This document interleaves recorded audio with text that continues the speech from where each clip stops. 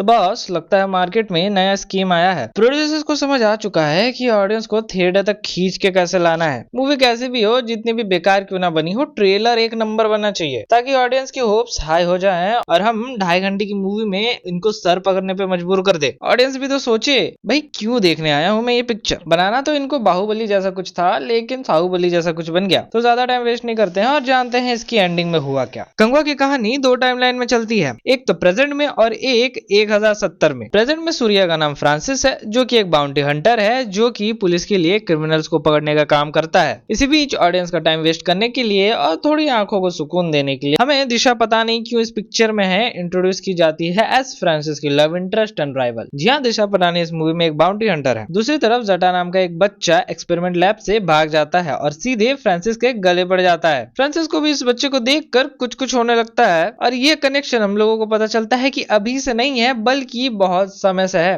तब बारी आती है उस कहानी की जिसके चक्कर में इन दोनों की किस्मत एक दूसरे से जुड़ी हुई है। कहानी पास्ट में आती है, हम लोगों को 1070 का समय दिखाया जाता है जहाँ पे अलग अलग ट्राइब्स के लोग रहते हैं जिनके के पास अलग अलग खूबियां हैं। तो अंग्रेज डिसाइड करते हैं कि ये लोग उस कबीले पे हमला करेंगे जिसमें कि कंगवा रहता है, क्योंकि कहानी भी तो आगे बढ़ानी है। जिसके लिए पुड़वा जो कि फ्यूचर में जटा है उसके बाप को ये लोग अपने टीम में शामिल कर लेते हैं, जो कि धोखे से कंगवा के लोगों को मारता है। जिस चीज की भनक कंगवा को लग जाती है और वो पुड़वा के बाप को मार देता है और इसकी माँ को वादा करता है कि जब तक ये जिंदा है पुड़वा को आंच तक नहीं आने देगा। लेकिन पुड़वा के अंदर अभी भी कंगवा को मारने की आग शांत नहीं हुई थी। कंगवा इस बच्चे से वादा करता है कि एक बार ये अपने लोगों को बचा ले फिर पुड़वा इसकी जान ले सकता है। धीरे धीरे पुड़वा को कंगवा के प्रति सहानुभूति होने लगती है और वो उसे एक फादर फिगर की तरह देखने लगता है। पर तभी बॉबी देओल का कैरेक्टर उधीरन उस बच्चे को किडनैप कर ले जाता है और एक जहाज के एंड में लटका देता है जिसके नीचे बहुत सारे शार्क हैं। कंगवा भी वहां पहुंच जाता है और कंगवा को उधीरन बहुत ज्यादा पीटता है। कंगवा का ऐसा हाल देखकर पुड़वा अपने हाथ को रस्सी से खुद काट लेता है और शार्क का शिकार बन जाता है। इस चीज को देखकर कंगवा उधीरन की चमड़ी उखाड़ देता है और उसको जान से मार देता है। और इधर प्रेजेंट में भी फ्रांसिस जटा को बचा लेता है, क्योंकि कंगवा पुड़वा को पास्ट में नहीं बचा पाया था, इसीलिए इन दोनों का रीइंकार्नेशन प्रेजेंट में हुआ है। क्योंकि जो काम कंगवा पास्ट में नहीं कर पाया था वो इस जन्म में फ्रांसिस बन के कर सके। मींस पुड़वा को बचाने का कि जो कसम उसने उसकी माँ को दी थी कि जब तक कंगवा जिंदा रहेगा पुड़वा को कुछ भी नहीं होगा, वो इस जन्म में पूरा कर चुका है। फिलहाल देख के तो यही लग रहा है, लेकिन फिर अगर कहानी में ट्विस्ट ना हो तो मजा कैसा। तो मेकर्स ने यहाँ पे हमें ये बताने के लिए कहानी अभी भी बाकी है और पार्ट 2 इसका आएगा। हमें कार्ति एस रत्नाभूषण से इंट्रोड्यूस किया जाता है, जो कि उधीरन का नाजायज बेटा है। अब क्योंकि उधीरन और उसके तीनों बेटों की हो चुकी है मौत, तब राजगद्दी पे बैठने के लिए रत्नाभूषण आता है, पर वो राजगद्दी पे बैठने से इनकार कर देता है और वो राजगद्दी पे तभी बैठेगा जब वो कंगवा को अपने हाथों से मारेगा। अब इधर प्रेजेंट में जैसे कि कंगवा और वो बच्चा पुनर्जन्म लेते हैं, सेम उसी तरह रत्नाभूषण एस कमांडर पुनर्जन्म ले चुका होता है और इसे इस बात की भी भनक है कि फ्रांसिस और कोई नहीं बल्कि कंगवा है। तो बॉस क्या होगा आगे? क्या रत्नाभूषण कंगवा को मार डालेगा या फिर वो वादा जो कि कंगवा का पिछले जन्म में अधूरा रह गया था वो फिर से इस जन्म में अधूरा रह जाएगा? इन सारे सवालों को जवाब तो हमें कंगवा के पार्ट 2 में ही पता चलेगा। तो क्या तुम लोग कंगवा के पार्ट 2 के लिए एक्साइटेड हो या तुमने कंगवा देखी है या नहीं देखी है? Do let me in the comment section. Personally I will say कि मत देखो यार। अगर तुमको 2.5 घंटे तक अपने सर में नहीं दर्द करवाना है तो इसको इग्नोर कर सकते हो। बाकी यही था मेरा टाइम, मैं मिलूंगा तुम लोगों से किसी और दिन किसी और वीडियो में। टिल देन चैनल्स की बाकी वीडियोस को जरूर देखना। Till then love you all, bye bye.